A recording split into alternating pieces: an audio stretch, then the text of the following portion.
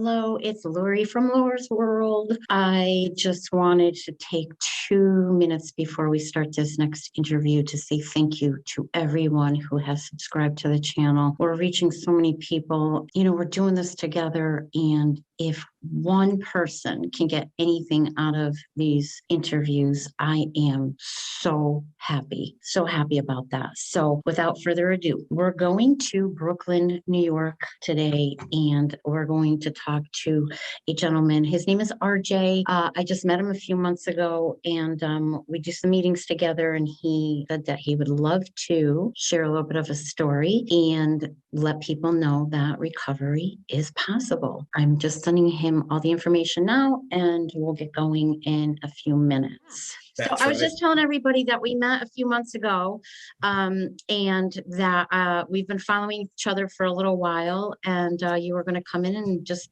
talk a little bit about your story and whatever you want to talk about. No scripts, my friend, just talk from your heart. How long have you been sober for? I'll start that, and then you can go on from there. How's that? That's great. That's fine by me. My sobriety date is 10/15/20. I just turned a year. Congratulations. Thank you. It's been quite incredible. I was one of those fortunate ones that really got it, one and done type deal. I only have today. I don't know what tomorrow brings. I don't future trip anymore. I still tend to create things, but like they say, you dive into the middle of the pack, and you hope that it sticks, right?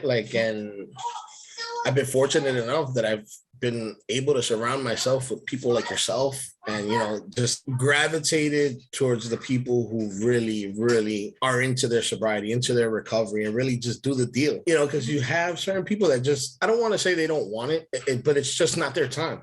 Sometimes they're just not ready. It's just hard for us to, because we're so involved and because we're so passionate, I think it kind of just takes over, and it's just like we kind of remind ourselves that this is not our story. When we're helping someone, that's not our story. Our part is what God wants us to do, and which is help that person get to where we are at that time, because that's what I really, early on, I want to say as early as 3 months into my recovery, someone asked me the question, can you get someone to where you are right now? And I thought about it. I'm like, well, I can tell them exactly what I did, show them what I've done, and hope that they can. And now being a year into it, it's just like, well, that's all it is. It's just giving the suggestion and showing them the tools that were given to you, give them right back, lay them at their feet, and just hope that they can get it. Yeah. And that's really it. It's just like, we help each other. So simple, isn't it? Simple and not complicated, right? And it's just... We make it so complicated, don't we? As alcoholics, we made everything complicated for so long. I know. What was it for you that made it like, okay, you know what? I need to reach out and get some help. Was there somebody in your life that was already in sobriety and you were watching from afar, or was it just you were sick and tired of being sick and tired? Well, I was about to lose my family. That'll do it. So my choice of drugs is alcohol and cocaine. So it was hand in hand. I had gone so deep into my addiction that I started making things up in my brain. I started being, the paranoia sets in, insanity sets in, and you start just creating things that aren't really happening, right? And it's just like a justification of why you behave a certain way. It's just like, well, accusing my wife of cheating on me when she wasn't cheating on me, being disrespectful towards friends, relationships with friends were pretty much like decimated. Like they weren't in any great shape. People didn't want to be around me anymore. And here in my head, I thought I was this great guy, a great friend. And I was a horrible person. I was a horrible, horrible person. And when I say horrible person, I was just doing disrespectful things, just not acting in a sane type of way. I was arguing with my wife. We had a really deep argument, and it was just not a good place. So that last time I used that as an excuse. I went on a binge. I didn't come home. And, just to kind of, we would argue. I would, go out. She would kick me out, go stay in a hotel or something, or go to a friend's house and come home in the morning and pick up the kids and take them to school and, kind of try to work through it the next day. And, you know, you'd go back, you'd be okay for a few days. And here comes RJ is back to his usual ways. But this last time I didn't come home. I lied to my kids. I was like, I'm at work. I didn't come home in the morning. And I just felt like I would tell myself like, okay, you need to stop. And I would tell myself, okay, I have to stop. I'm going to stop tomorrow. I don't have to stop. I'll stop. You know, I'll do it in a few days. And I would constantly tell myself that until that time. And it was just like, I can't do it. I don't even know what to do anymore. I'm going to lose everything. My wife's like, you know what? If you're happy getting high and drinking, then go ahead. I'm not going to keep you from being happy. And that's when my brain started really like going in circles. It's just like, what does that mean? Well, I'm not going to stick around and I'm not going to have you around my kids. And I'm like, okay, that's not gonna happen. And after that last binge, I was just like, I need help. I was like, I need help. And lo and behold, a close friend of mine reached out to another friend in California. It so happened that I knew this person. At the time, he had 3 years of sobriety. I knew him. I was like, what are you doing here? And he's like, I'm sober. Because, you know, he went from New York to California to get sober and he stayed out there. And he's doing amazing. He's, you know, doing the deal like we do. And he's like, here, I'm going to give it right back to you. Wow. And I've been here ever since. It was the hardest decision I ever made, but the best. I had to leave my kids and my wife, and my wife was very angry as I went. And the more I'm learning, and I started to understand, like, she's gonna be angry. Like, dude, you really like did a lot of damage. Like, her being angry is a small price to pay for all the shit that you did to her and all. We've been together 16 years, and we just recently got married. I saw that is so awesome. And it's all due to you getting sober, RJ. It's so crazy because our minds are nuts and we blame everybody else. If you had the boss I had, if you had the wife or husband that I have, if you had the problems I had, you'd be doing the same thing, you know? And there's always an excuse. And when we get into sobriety, we start stripping everything away. And we know it's because we're just scared to death to ask anybody for help and to admit out loud to another person that we cannot stop. And that is the key. That is the key. It's so humbling. And I'm sitting in a corner like this, like watching everybody. And I'm like, well, I'm not like them. And I was still kind of like, comparing myself instead of identifying in the beginning, because I still had that thing. Like I had these reservations. Well, if this happens or if that happens, I'm going to go right back to it. And I had somebody almost like smack me on the side of the head and it's like, girl, no, you're not. Like those are excuses. And stop it. Yeah. Stop it. Look what you did. Look at the wreckage that you did around you. And if you think that you haven't hurt anybody but yourself, then wow, I had a lot of amends to make, RJ. I know that feeling. I had to stop blaming everybody. I had to take responsibility and make myself accountable. All the relationships that really matter come back into our lives. I know what that means. I had 22 amends to make. And you start making sense of a lot of things that you would have never made sense of. And, I was told I was going to relapse when I got back home, and I knew it came from a good place. But at first I was just like, you don't know what you're talking about. Like, what do you mean?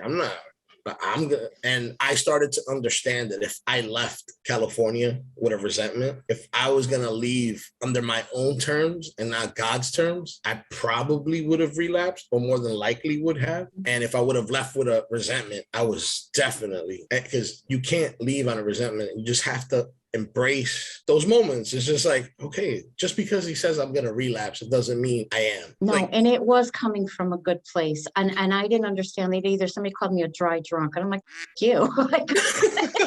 Because I wasn't doing the work.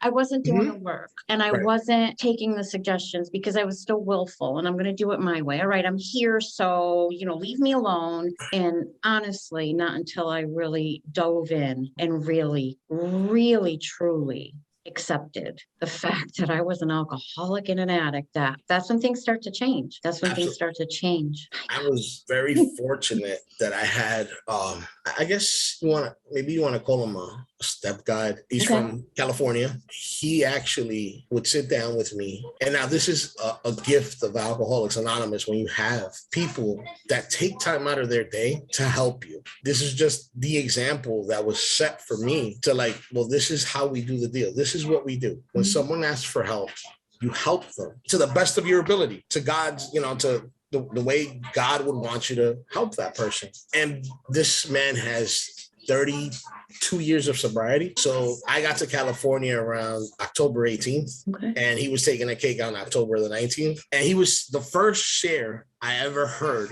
in Alcoholics Anonymous was from this person who took 31 years at the time. He was there on Zoom, and he was sitting on his couch with his wife. And all that crossed my mind was, that's what I want. I want a relationship with my wife like this man does right now. And it was just like, I don't know what it was. I don't know what message God was trying to send me at the time, but he really just struck a chord. Like, with all these cliches, he struck a chord, and I was listening. And that was the very first time. And then everybody's like, don't get too, don't set the bar so high. The bar is going to be set really high. You just heard this man share for 31 years. And he's just like, it's going to be really hard to top that. And later that morning, I met this man in person. And after that, I want to say probably a few days later, I started meeting with this man every morning for an hour and a half for the 6 weeks I was in California, which helped me get to where I am today. I get to take a cake next to this man because we have very close dates in sobriety. He just took 32 years a few months ago, and I took my year, and it means so much to me that I could take a cake next to the man who helped me be able to get this. And I still get choked up. It really, he helped me. And I don't want to say it was him because it's all God, right? God put us together. God put him in my life. Like, hey, I need you to show this guy how to get to where you're at. And this is how I got my family back. This is how I was able to marry the woman that I've been with for the last 16 years. And I get to be present for my kids. I get to be present for her. I get to be present for everyone around me. And none of this is RJ. Zero has to do with RJ. This is all God. And just as long as I stay out of the way and I try to do what he wants me to do. And, I fall short every day. We fall short every day. We try our hardest. I mumble to myself, thy will, not mine, be done about 100 times a day because it's hard. It's hard. It's like, you have to do this thing outside of, for right now, like everyone is, we do the Zoom thing. And it's just like, are we doing this deal after we get off the meeting? Yeah. It's not only it's not an hour a day. No.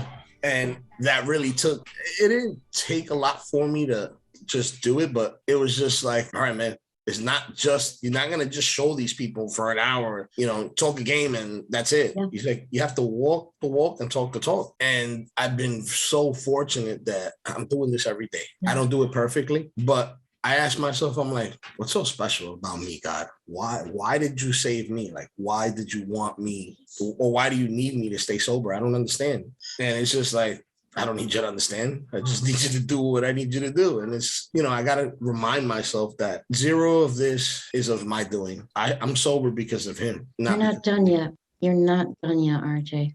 No. You're not done. And that's what he's trying to tell you. And you need to help some other people and show them the way And I feel that every time I see you, you're always spreading great messages, trying to stay in the moment. That's what it's all about, is just, letting people know that it really is possible. Like, it's no joke. People think, oh, that person, you'll never change. Bullshit. You can. You Yeah. can, if you're willing, and we were willing. And this is what we get to do today. We get to spread messages of hope to other people that it is possible. It is. It's not easy. There's some work to do, but it is so, so worth it. And we don't do it alone. Most No. importantly, we don't do it alone. No. We're there for each other all the time. All the And, time. I get to share with a few other fellows like, hey, I'm here if you need me. We're all here if you need us. Yeah. All you have to do is just reach out. Just Absolutely. That's the beauty part of this. Like I sit there in the morning for a little over an hour and I send out it's part of my recovery, and I send out these just for today's, and they're going all over the country now. And it's like, I just smile because that's what it's all about. That's what it's all about. And I didn't even know about this recovery community on Instagram, man. I was in my own little world down over here in Connecticut, in this little small town. And we just keep putting one foot in front of the other and taking it one day at a time. Sometimes it's 1 hour or 1 minute at a time, but we've got each other. And that's what I love. That's what I love about this process. You got to trust the process too. You got to really trust it. And, I hold you very near and dear to my heart.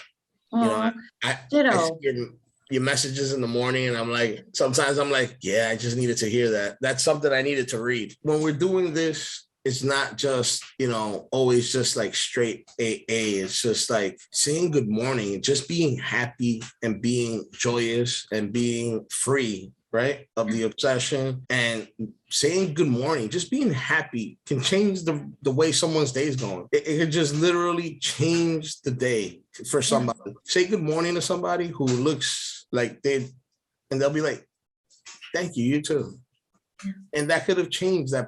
You don't even have to know them. It could just by saying good morning, it's just like, it could be a game changer for that person. You don't know. And that's why it's just like, yeah, we help each other, but it's literally, we help everyone. Absolutely. By being better ourselves, we can spread a little bit more kindness because we're a little bit more kind to ourselves. And that was the challenge. So if you feel good about yourself, you like to spread it around a little bit, The book says we don't get sober to be in a glum lot, right? Like, it's just like, no. I see it and it's just like, how can you get sober and be miserable? Like, be miserable, but. Oh, I was. Hopefully. First 8 months, I wouldn't do anything. And somebody said, you didn't come to the beach to drown in the sand. And I was like, what the hell does that mean? And it meant you didn't get sober to be miserable. Right. Live a little, loosen up a little. And you need a reminder like that every now and then. And my wife will be like, hey, it's not going to go your way. And I'm like, you're right. Like, oh, all right. Yeah. It's just like, it's not always going to go your way. The most amazing thing is that my wife is a normie. She's not an alcoholic. She can drink if she wants to. If she doesn't, she won't. But it's kind of like, wow, my wife can remind me and just say the small things that matter to remind me that, hey, back to reality, dude. Like, it's not going to go your way. And I'm like, oh shit, you're right. It's not my way. It's not supposed to be my way. And it's just makes me feel very safe that my family is very understanding of my recovery. God doesn't only want you to bring him in to just recovery, but, anywhere he can be seen is where he wants to be. And I've just been very lucky, blessed that my kids and my wife are, we still have our moments. There's a lot of healing. You're human and it takes time, but they love you very much. You can finally say that you love yourself enough to give more of yourself to them. And that's such a beautiful thing. It's such a beautiful thing. Like, I get to live my life in a way that I didn't think I could. And in AA, there's a lot of what you should do, what you shouldn't do. Maybe this isn't right. Maybe you shouldn't. And I feel like everything is just a contingency of your spiritual fitness, right? If you're working out and you're doing what you're supposed to, you can live your life the way you're supposed to. And I'm very early in my sobriety. Like, I'm still learning. We learn. We keep an open mind always. But I've been fortunate. I get together with my friends. They're drinking. I'm not. Mm-hmm. And I'm having a great time. I stay up with them until 2 a.m, And you're like, you could laugh at them going, oh, dude, I do not want to be you tomorrow morning. And that's exactly what happens. Like, if we have to do things in the morning with the same group of friends, they're like, oh, I feel horrible. Oh, well, I don't. I don't. I'm just a little bit of short on sleep, but that's about it. I'm not dealing with a headache. I'm not like, Yeah. oh God, I need another drink. Yeah. And it's just amazing because I get to enjoy my life with my wife. We've been to a concert. We get to hang out with friends. Like just get to do everything we were doing before. Now it's just even better because RJ's sober. I don't worry about my husband because he's not acting like a fool. I'm not waiting for those morning text messages like, hey, what did you do? Who did you text last night? Well, I'm like, oh boy, like what did I do last night? Yeah, I know. It's so beautiful, isn't it? It is. And we're fortunate that we get to be alcoholics and live this great life. Yeah. And it's just like, I don't feel that the 12 steps or everything that we do in AA is limited to just people in AA, right? I feel like it's a guide to living your life. Yes. Absolutely. A guide to living your life. And, sometimes I get very upset and I try not to in a meeting where there's an old timer that's really having a hard time when a younger kid mentions drugs. There's another meeting for that, and I get so mad because we're all there, for the same thing, and, but I say, this is what keeps him sober. This is how he was taught. But I just, if somebody stood up in a meeting, did not say what their addiction was, didn't say it was drugs, didn't say it was alcohol, didn't say it was gambling, didn't say it was sex, didn't say it was food, didn't say anything, just talked about their addiction, whatever it was. Mm-hmm. Those old timers would not know that it had nothing to do with drinking. An addiction is an addiction is an addiction in my book. And, there are some things that I absolutely love about AA. There's some things that I don't love about AA, but I embrace it all because what I don't like, somebody else needs. And so we're all just doing our own thing and what works for us. Remain teachable. Right. Keep an open mind and remain teachable. And that's what it's all about. And I'll tell you what, I learned something new every single day. I really have to say, like, those promises, they come true. So, like they say, sometimes quickly, sometimes slow. They will always materialize if you work for them one day at a time. And how true is that? And I heard those promises every Tuesday night for 8 months, and I never heard them. Never heard them. And one day I listened and I was like, whoa, that's deep. Somebody said, you've been listening to that every Tuesday for the last however many months. I just never heard it because my ears weren't open. And sanity kind of wasn't restored yet. It's like when you get your sanity back, you start to listen even more intently. Yeah. And everything just becomes a lot clearer to understand. Since I've gotten sober, I probably had one or two people like, so how are you? And I'm like, what do you mean? I'm like, yeah, how's, and I'm like, how's that sober thing going for you? Yeah. And I'm like, oh, it's great. They're like, really? Like, I'm like, yeah. And then just start having a conversation like, I don't think I'm an alcoholic. And I'm like, well, then, then maybe you're not. Like, that's great. I'm nobody to tell you that you are. Like, hey, you'll start to hear people say, do you still have to go to those things? I thought you got it by now. Don't you got it by now? I never got it. Never. That is one thing we have to learn. We never have it. The day we say we have it is the day we do not. I will never drink or use drugs ever again. And maybe I should elaborate on that. But if I want to continue to have the life I have right now, if that's what gets you through the day, then you say it, RJ. You can say it. You can't just say that and not do any of the work. Absolutely. You have to say that and do the work. And I can say that today. And what I constantly remind myself is if you do, you're going to disappoint all those people that love you. And it's not just, it's all the people, the family that I've gotten out of AA, my kids, my wife, but I'm also going to disappoint God.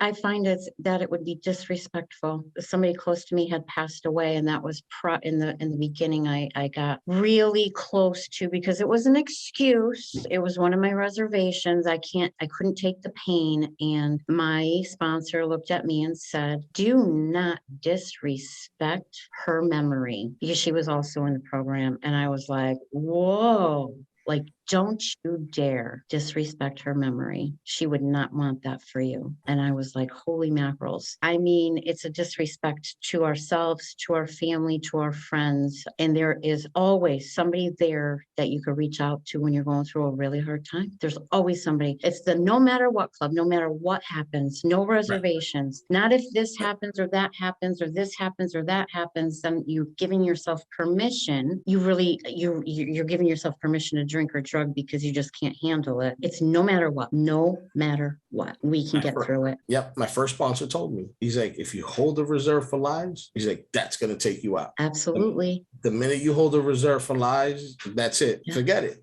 You're gonna start. And I'm like, I didn't understand. I'm like, what are you talking about? He's like, just know, what would you do when you were using drugs and alcohol? You would lie. You would lie about everything. You just fall into the same patterns, and it's a matter of time before you start drinking. I lied a long time. Yeah. I lied to my wife. I don't want to lie anymore. It's so freeing to be able to be honest. That's probably a quality that I never had. I never had honesty before. And now I'm honest. And I don't have to worry about what I said to this person. You don't have to remember. You don't have to remember what you said because it's the truth now. Right. And when they ask me the same question again, you can answer the same way. It's just like, what did I say to her? What did I say? Oh God, I don't miss it. I don't miss it one bit, one little bit. RJ, thank you so much for doing this, my friend. Oh, absolutely. I just love you. I love our little group. I love that you took the time out to do this with me today. I know you have your beautiful wife and your sons, and thank you for taking this time out of their time to share with us. This is what I've found to be passionate about these days. It's just like, being able to help just one person. Yeah. With giving them the hope. If I can do it, anybody can do it. I love that. Yeah. We're living proof. We are living proof that it works. Any decision that you made, anything that ever happened to you got you to where you are right now. And when you ask God, why did you save me? You look back on those things had to happen so that you could reflect back on that and go, wow, I could have been in jail for 3 months. I could have killed somebody driving under the influence. I could have.